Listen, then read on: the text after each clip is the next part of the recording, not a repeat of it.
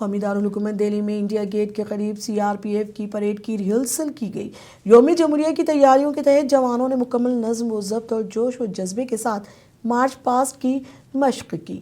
Rehearsal کے دوران security کے سخت انتظامات کیے گئے تھے، جبکہ بڑی تعداد میں اہلکار موقع پر تعینات رہے۔ انڈیا گیٹ کے اطراف سے گزرنے والے شہریوں نے بھی اس شاندار مشق کو دلچسپی سے دیکھا۔ یہ ریہرسل آنے والی قومی تقریب کے لیے تیاریوں کا اہم حصہ ہے، جس میں ملک کی طاقت اور اتحاد کی جھلک دکھائی جائے گی۔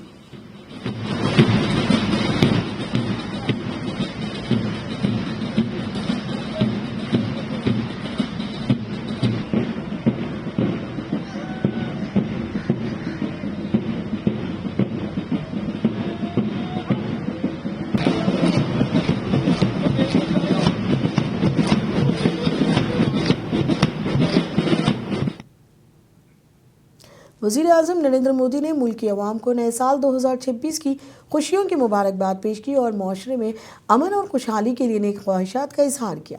اپنے ایک پوسٹ میں انہوں نے کہا کہ سب کو نیا سال 2026 مبارک ہو۔ آنے والا سال آپ کو اچھی صحت، خوشحالی، کامیابی اور ہر کام میں اطمینان لے کر آئے۔ وزیر اعظم نے مزید کہا کہ وہ معاشرے میں امن اور خوشیوں کے قیام کے لیے دعا گو ہیں۔